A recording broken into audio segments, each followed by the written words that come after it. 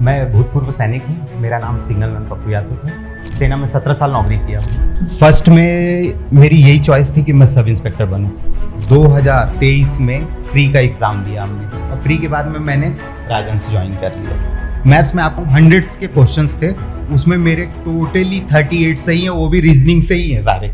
हिंदी में मेरे 67 में से 62 सही हैं और हिस्ट्री जो है 81 सही है, 19 गलत हैं बस।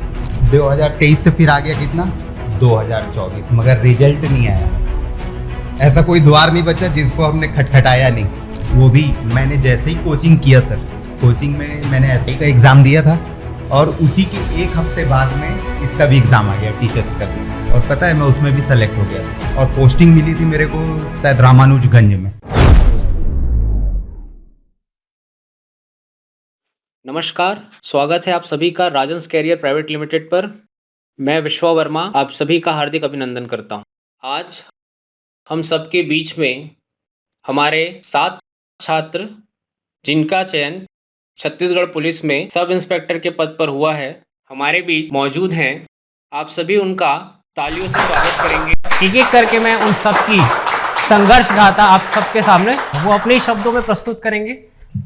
तो सबसे पहले तो आपको बहुत बहुत बधाई हो। Thank you sir. और मैं आपसे ये जानना चाहता हूँ कि 2018 की ये वैकेंसी है और अभी जाके ये पूरी हो रही है, और आपकी जो स्टोरी है वो आप कैसे बताना चाहेंगे? मैं भूतपूर्व सैनिक हूँ। मेरा नाम सिग्नल मैन पप्पू यादव था और मैंने ना सेना में 17 साल नौकरी किया। उसके बाद फिर जब मैं रिटायरमेंट होकर आया तो मैंने ना फर्स्ट में मेरी यही चॉइस थी कि मैं सब इंस्पेक्टर बनूँ। और मैं जब वहाँ से रिटायर हुआ तो मेरा ना मेन फोकस यही था कि अगर मैं नौकरी करूँगा तो स्टार ही लगाऊंगा अपने कंधे पे, यही मेरा मेन था।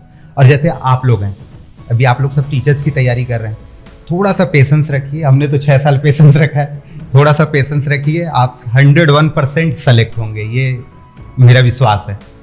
और देखिए मैं तो जब यहाँ पर आया, जब भर्ती दिया तो आप जान ही रहे हैं कोरोना आ गया, सिचुएशन वैसे ही 2-3 साल ऐसे बीत गए।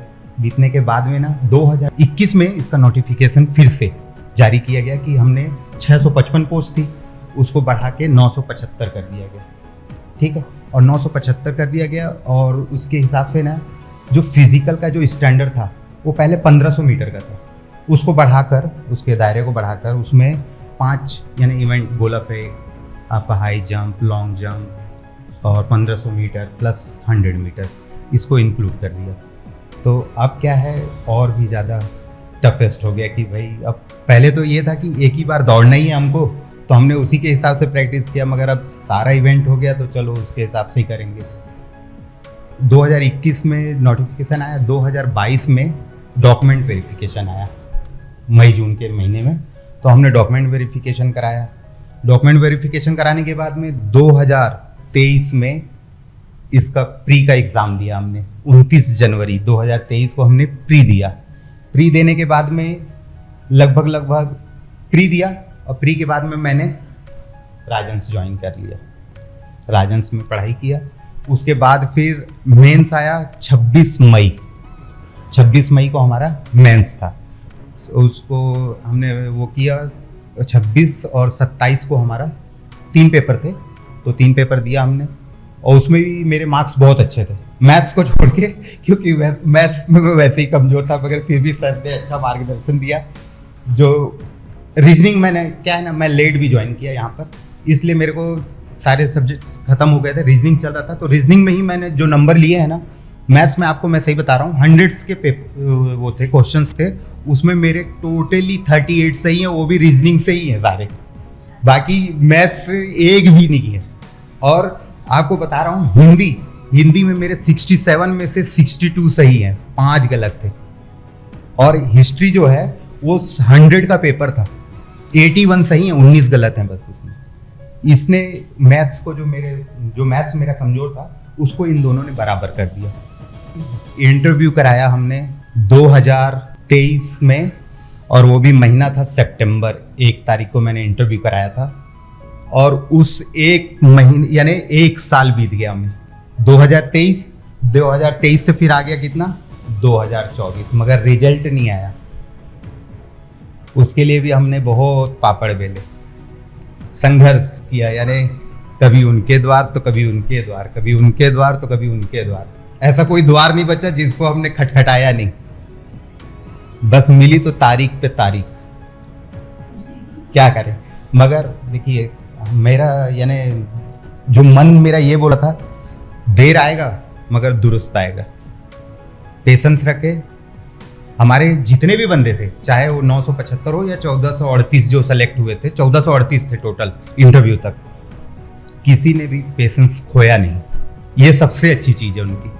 नहीं तो आप देखिएगा छोटे छोटे चीज़ों में आदमी कुछ न कुछ कर लेता है, मगर हमारे इन सभी बंदों के लिए तो मैं तो बोलता हूँ कि ये सबसे मजबूत सब इंस्पेक्टर बनेंगे ये।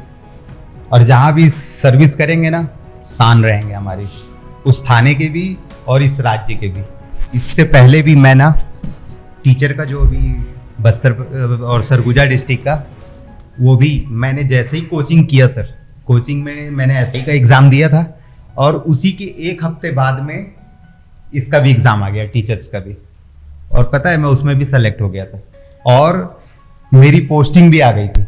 कहाँ? सरगुजा डिस्ट्रिक्ट में मिला था और पोस्टिंग मिली थी मेरे को शायद रामानुजगंज में। तो मैं जब वहाँ डॉक्यूमेंट वेरिफिकेशन कराने गया ना, तो मेरे पास में टैट नहीं था। बीएड तो था मेरा, मगर मेरे पास टैट नहीं था। तो इसलिए उन्होंने मुझे डिस्क्वालीफाई कर दिया कि सर आपके पास टैट नहीं है, इसलिए आप क्वालिफाई नहीं करते हैं। बस इतना ही कहना चाहूँगा। और बस आप लोगों के लिए एक सब, थोड़ा सा सब्र रखिए, आएगा।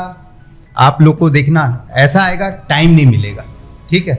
और तब आप बोलोगे ना, अरे यार जल्दी आ गया, ठीक है। ये चीज़ बस रखिए, पढ़ाई करिए, अच्छे से पढ़ाई करिए और एक फोकस रखिए कि मेरे को टीचर बनना है, तो 101% आपको बनने से कोई रोक नहीं।